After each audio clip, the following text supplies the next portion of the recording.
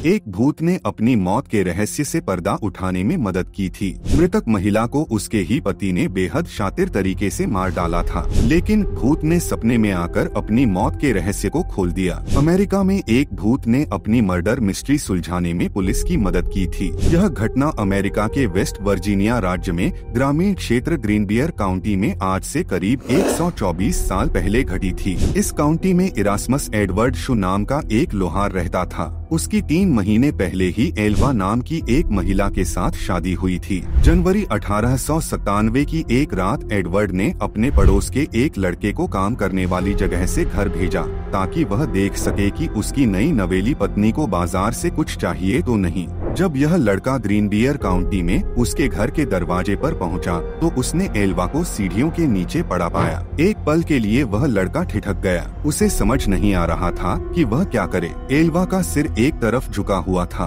पहले तो उसे लगा कि एल्वा शायद सो रही हैं। पड़ोस में ही रहने वाली उस लड़के की मां ने एल्वा को बेसुध पड़ा देख स्थानीय डॉक्टर और सरकारी अधिकारी जॉर्ज डब्ल्यू कन्नप को बुलाया। सूचना देने के लगभग 1 घंटे तक कन्नप घटना स्थल पर नहीं पहुंचे, लेकिन तब तक एडवर्ड शू वहां पहुंच चुका था। वह अपनी पत्नी के शव को वहां से उठाकर बेडरूम में लेकर गया, उसे नहलाया, कपड़े पहनाए और बिस्तर पर लिटा दिया। इस दौरान सरकारी अधिकारी और मौत के मामलों को देखने वाले स्थानीय डॉक्टर जॉर्ज डब्ल्यू कन्नप भी पहुंच गए। उन्होंने मृतक महिला के शरीर की जांच शुरू कर दी। उस दौरान पति एडवर्ड शू अपनी पत्नी के सिर को गोद में रखकर रोता रहा। जब कन्नप ने एल्वा के सिर और गर्दन की जांच करने का प्रयास किया, तो एडवर्ड शू नाराज हो गया और गुस्सा दिखाने लगा। उन्होंने एल्वा के बाकी शरीर की जांच के दौरान कुछ भी गलत नहीं पाया था। कन्नप कुछ हफ्ते पहले ही एल्वा का इलाज भी कर रहे थे, इसलिए उन्होंने मृत्यु के कारण को अचानक आई बेहोशी करार दिया। उन्होंने बाद में इसे गर्भावस्था से जुड़ी परेशानियों से जोड़ दिया। एल्वा के शरीर को लिटिल सिविल माउंटेन के उसके बचपन के घर ले जाया गया और दफनाया गया। ताबूत में भी एल्वा के सिर और गर्दन को शू ने किसी और को न तो छूने दिया और न ही देखने दिया। हालांकि उसके इस अजीब व्यवहार को लेकर वहां मौजूद लोगों में कोई शक नहीं पैदा हुआ।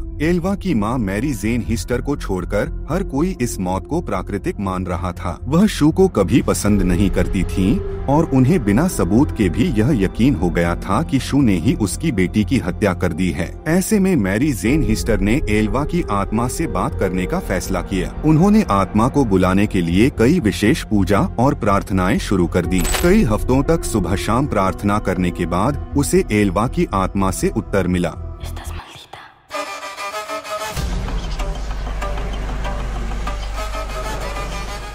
हिस्टर ने दावा किया कि उसकी बेटी उसे अपनी कहानी बताने के लिए लगातार 4 रात सपने में दिखाई दी। लगातार 4 दिनों तक एल्वा की आत्मा ने अपनी मां को सपने के जरिए पूरी कहानी बताई। एक रात जब एल्वा ने रात को खाने में मीट नहीं बनाया, तो उसने एल्वा पर हमला कर दिया और मारपीट की। शू ने मारपीट के दौरान एल्वा की गर्दन तोड़ दी थी। इस घटना के बाद एल्वा की मां पब्लिक प्रोसिक्यूटर जॉन प्रेस्टन के पास गई और मामले को फिर से खोलने की अपील की। प्रेस्टन ने भूत के बारे में उसकी कहानी पर विश्वास किया और आसपास के लोगों से पूछताछ शुरू कर दी। शू के पड़ोसियों और दोस्तों ने एल्वा के अंतिम संस्कार के दौरान उसके अजीब व्यवहार के बारे में सरकारी अभियोजक प्रेस्टन को बताया।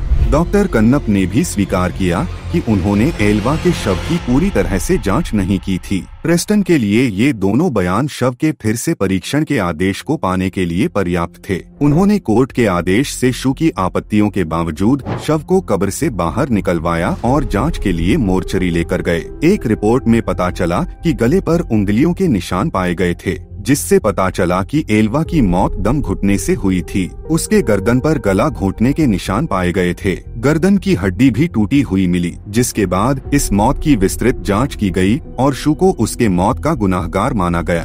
दोस्तों, देखा आपने कैसे एक भूत ने अपनी मौत की गुत्थी को सुलझाया।